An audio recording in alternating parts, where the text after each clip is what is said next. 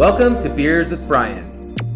And I'm Brian. Alright, this is the Sorry to Burst Your Bubble edition. You know, Major League Baseball is not in a bubble, and it is feeling the consequences of that. In contrast, NHL and other sports are in the bubble, such as basketball, and they don't have very many cases. It makes me wonder what's going to happen when football starts, which is definitely not going to be in a bubble. Sorry to burst your bubble, but I don't think we're going to have fans at the football games this fall. I know, that's so sad. TV, watching football is okay, but it's just not the same as being able to go to the stadium and tailgate and have a good old time. So, it'll be interesting to see what happens there this fall. Also, school is not held in a bubble, and I'm sorry to burst your bubble, but it ain't going to last. I think we might send some kids back to school for a couple weeks, but we're going to see those cases skyrocket, and they're going to shut it all down, send everybody home before it causes major spreading. Get ready for some virtual learning. I know you don't want to hear that, babe, but the kids are going to be home this fall. Actually, I heard in Kenya, they just announced that they're canceling the whole school year. Everybody's going to do school next year. Everybody's just going to freeze for a year, stay home, hang out, do their jam, but no school for a whole year. That's an interesting solution. Actually, I could get behind that a little bit because why rush it, you know? Why rush it? I mean, there's jobs and people need to go to work, but, you know, why rush it? So it's very interesting to see how all this is going to play out. And to throw a major presidential election in the midst of all this, man, this is ripe for some more chaos. So sorry to burst your bubble, but I think everything's about to be canceled again. Hopefully that doesn't mean they're going to shut our restaurant down for 50% seating, which is not great, but it's something. I hope you guys have been enjoying the beer garden. I've loved having it there. I've sat out there a couple nights, and it's been really pleasant. So hopefully if Purdue comes back and it spikes and they shut it down, we won't have to close down with the rest of campus bars. Though I think if they cancel bars at campus, since it's all Tippecanoe County, we'll probably get shut down too. So sorry to burst your bubble, but we might go back to carry out only here in the next few months. Sorry. This weekend is a very special weekend.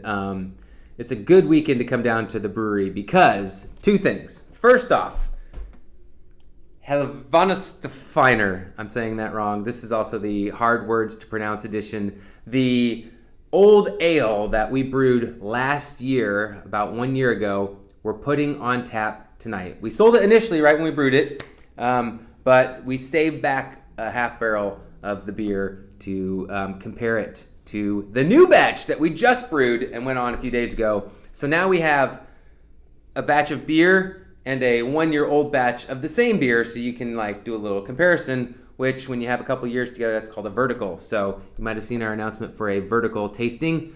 That's what we got. So we've got our beer from a year ago. We've got our same beer, but brewed just recently. And then we got a keg of Backstep's version of that same beer that they brewed last year and aged for a year before they released it. So come down, try a mini of each one of those, compare the different tastes and how those all kind of blend together. We're going to hold back a little bit more of last year's and this year to taste next year. So next year we'll have a 3-year vertical of the Helvanistefiner beer.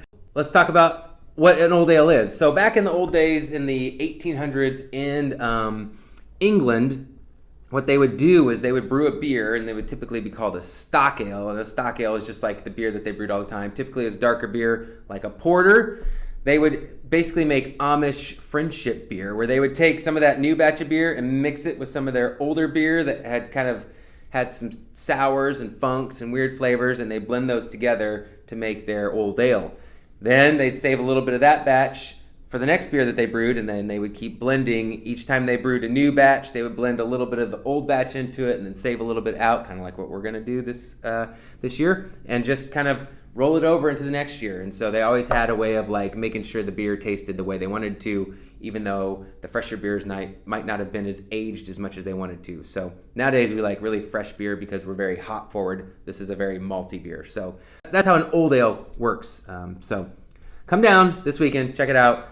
That year-old batch of old ale is not going to last long. We have a very, very limited amount. We'll only be doing 10-ounce pours or minis if you want to try that out. The other thing we have happening this weekend that's going to be really awesome is the lobster truck. So that is tomorrow, Saturday.